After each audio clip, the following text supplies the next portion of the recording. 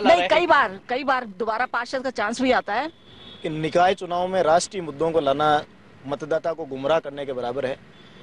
एक पार्षद को जब हम मतदान करते हैं तो हम केवल नाली, सड़क, अपने स्थानीय मुद्दों को लेकर हम मतदान करते हैं। तो इस तरह से राजनीतिक पार्टियों द्वारा राष्ट्रीय मुद्दों को इन चुनाव में लाना पूरी तरह से मतदाता को गुमराह करने के बराबर है।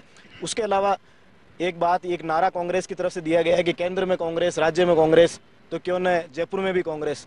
तो इसका मतलब कहीं ना कहीं ये है कि अगर भाजपा का बोर्ड आएगा तो कांग्रेस वहाँ पे सौतेला व्यवहार करेगी। इस नारे का क्या अर्थ है? आप वोट अपने पार्षद के लिए दे रहे हो, मतलब भाजपा का अगर वोट आता है तो कांग्रेस यहाँ पे उनके सौतेला व्यवहार करेगी। इस नारे का अर्थ बताएं।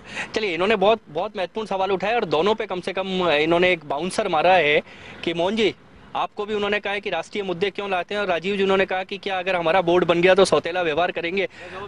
राजीव जी, चलिए आपसे हम जवाब लेते हैं। प्रश्न ये उठ रहा है, सौतेले व्यवहार की बात नहीं होती है। बात ये होती है कि अगर नगर निगम दूसरी पार्टी की बनती है और काम नहीं होता है तो हमेशा क्या ये तरीका है कि वहां पे रहने वाला महापौर या बोर्ड बोलता रहता है कि राज्य सरकार से हमको सहयोग नहीं मिला, केंद्र सरकार से हमको सहयोग नहीं मिला।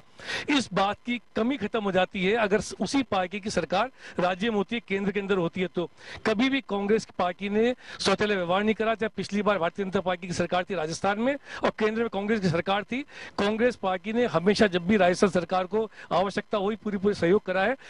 मेरा मानना यह है इस तरीके की बातें ना हो, इसलिए ये बात कही जा रही है। चलिए, अब मोहन जी के पास जरूर आऊंगा, क्योंकि आप जब महापौर रहे, शायद दोनों सरकारें रही थी मोहन जी, तो आपके अनुभव क्या है? देखिए, 74वां संविधान संशोधन हो गया, उसके बाद में कोई भी सरकार किसी भी नगर निगम का और नगर पालिका का पैसा रोक नहीं सकती है।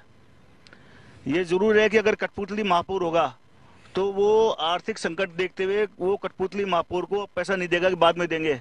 लेकिन यदि संघर्षशील महापौर होगा, जैसे सुमन शर्मा है, वो निश्चित रूप से अपने अधिकारों को मोहन जी पैसा लेके आएगी। हम मोहन जी जयपुर से बाहर लगभग सभी जगह की बात कर रहे हैं। जयपुर से बाहर मिलकर सही बोल रहा हूँ। संघर्षशीलता यदि महापौर में रहेगी, कॉम्पिटेंसी रहेगी तो पैसा लेके आएगा। क्या लगता है? और यदि वो चमचा महापौर होगा तो चमचे महापौर को वो पैसा देंगे ही नहीं।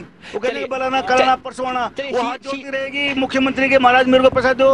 वो कहेगा पैसा नहीं देता हूँ, बाद में लेना। चलिए शील जी, आपके पास आएंगे, आपको भी अनुभव दोनों सरकार